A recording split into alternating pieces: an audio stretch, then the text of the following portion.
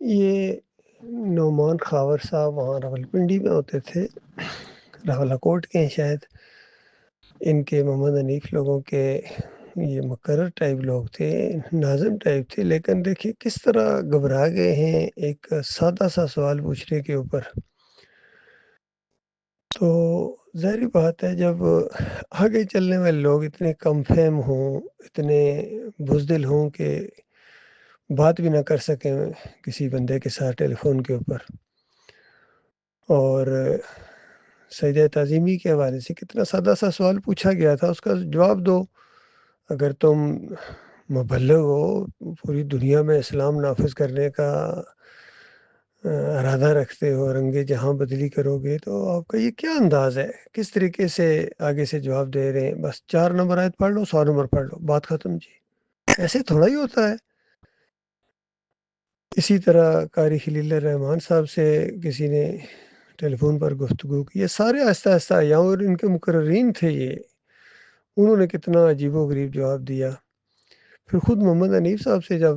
ٹیلی phone پر گفتگو کی کچھ لوگوں نے، تو آگے سے عجیب و غریب انداز سے جواب دیتے تھے، اور پوری طرح محسوس ہوتا تھا کہ یہ اس فہم و فراست پر نہیں ہے جو قرآن و حدیث کا فہم ہے، ایمان عقیدے کی بات جو ہے اس سے یہ ہٹے ہیں اور مجرم ٹائپ ہیں۔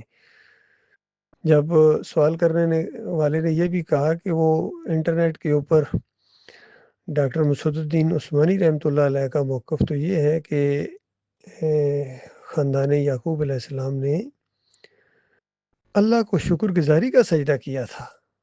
اور یہ یوسف علیہ السلام کو سجدہ تعظیمی نہیں تھا، بلکہ فتویٰ بھی موجود ہے کہ جس کا ایمان عقیدہ خراب ہوتا ہے وہ اس طرح تفسیر کرتا ہے کہ یوسف علیہ السلام کو سجدہ ہوا۔ تو ایک دم پریشان ہو گئے محمد حنیف صاحب، کہتے ہیں یہ ڈاکٹر صاحب کی بات آپ کے پاس کیسے پہنچ گئی؟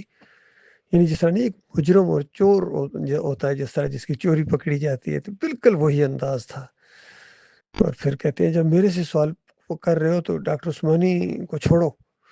تو اس طریقے سے انہوں نے اصل میں جان چھڑائی ہے، اور یہ 8 سال پہلے کا یہ بیان ہے نعمان خاور کا۔ تو یہ 9 سال بعد بھی ان کا بالکل وہی موقف ہے، اسی انداز سے یعنی فریب دیتے ہیں۔ یہ چند دن پہلے اسلم انصاری صاحب ہیں ان کے، وہ بھی حالانکہ پرانے ساتھی ہیں، ملتان کے علاقے کے، تو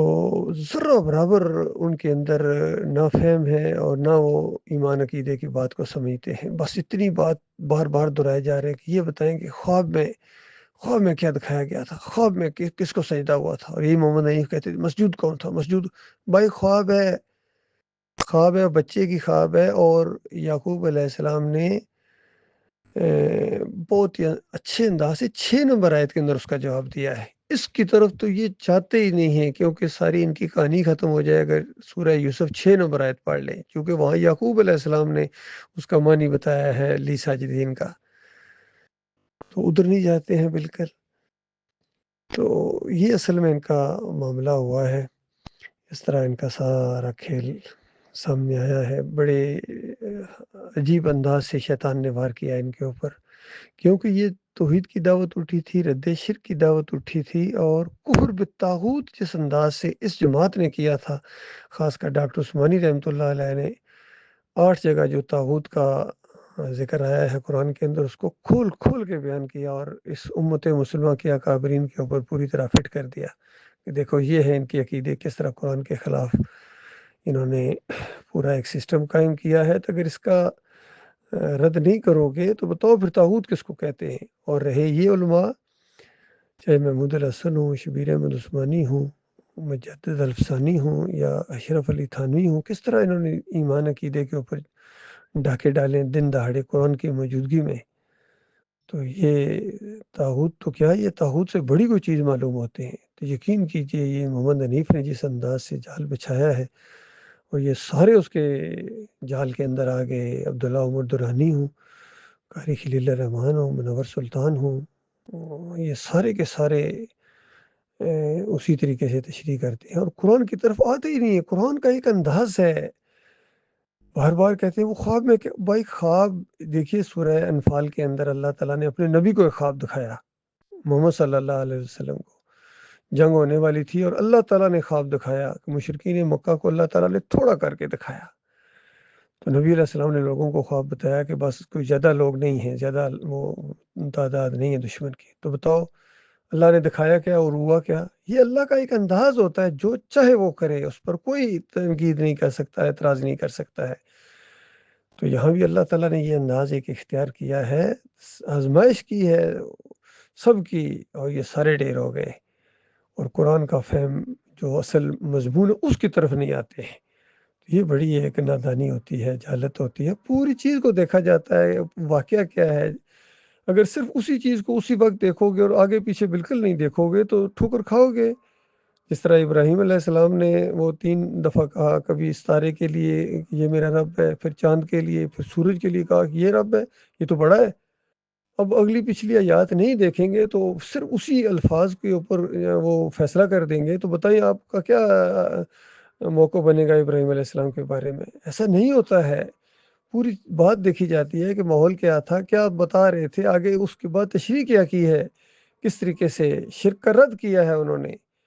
شرک کو جواز نہیں بخشا، شرک کو رد کیا ہے انہوں نے۔ اسی طریقے سے یہاں جو منظر دکھایا گیا اس کا معنی ہے، اس کی تعبیر ہے، تعویل کی جاتی ہے، ساری چیزیں سامنے آتی ہیں۔ جس طرح یعقوب علیہ السلام نے اس کا مطلب لیا، وہی مطلب لو۔ اور پھر امام بخاری رحمۃ اللہ علیہ جس انداز سے لائے ہیں، انہوں نے سجدے کا ذکر ہی نہیں کیا، جس کو یہ تعبیر کہتے ہیں، انہوں نے کہا نہیں نہیں نہیں، وہ تو اس کا حصہ ہی نہیں۔ انہوں نے خوابوں کی تعبیر کا باب باندھا اور 6 نمبر آیت لائے ہیں یعقوب علیہ السلام نے جو بات بیان کی ہے، اور پھر 100 نمبر آیت کا پہلا حصہ چھوڑ دیا، آگے سے لائے، اور پھر 101 نمبر آیت لائے ہیں، اور وہی الفاظ لائے ہیں جو یعقوب علیہ السلام نے 6 نمبر آیت میں بیان کیے تھے، اور یوسف علیہ السلام نے 101 کا آدھا حصہ اور 101 نمبر آیت میں وہی الفاظ دہرائے ہیں، کہ گویا اس انداز سے بتا رہے ہیں کہ ابا جان جو تعبیر آپ نے بتائی تھی اللہ تعالیٰ نے اس کو سچ کر دکھایا، اور میرا مالک غیر محسوس طریقوں سے معاملات کو لے کے آگے چلتا ہے۔ پھر اللہ تعالیٰ سے فریادیں کر رہے ہیں کہ فاطر السماوات والارض انت ولی فی الدنیا والآخرہ توفانی مسلم وعلیکم السلام۔ اس طرح زور دے رہے ہیں، مالک سب کچھ تو نے کیا ہے، تو میرا محافظ ہے، تو میرا مددگار ہے، اور مرتے دم تک مجھے ایمان خالص کے اوپر قائم رکھنا، اور مرنے کے بعد صالحین میں شامل کر دینا۔ تو جو اللہ کو سجدہ کرے اس کے منہ سے یہ باتیں نکلتی ہیں۔ تو لیکن محمد حنیف نے جلد دوم کے اندر پوری طرح قرآن کا معنی مفہوم بدلی کر دیا، اور لکھ دیا کہ پورا خاندان یوسف علیہ السلام کے سامنے سجدہ ریز ہو گیا۔ تو اس طرح ڈاکٹر عثمانی رحمۃ اللہ علیہ کا فتویٰ ان کے اوپر چپک گیا کہ ان کے ایمان کے اندر خرابی تھی۔ یہ سارے جتنے بھی ہیں، چاہے یہ لانڈی والا گروپ ہو یا یہ رفیام والا جو محمد حنیف کا گروپ ہے، ان کے عقیدے کے اندر شرک آ گیا ہے۔ باقی دوسرے لوگوں نے بھی ڈاکٹر صاحب کے موقف کے ساتھ اسی طریقے سے بددیانتی کی ہے، چاہے یعقوب علی ہوں،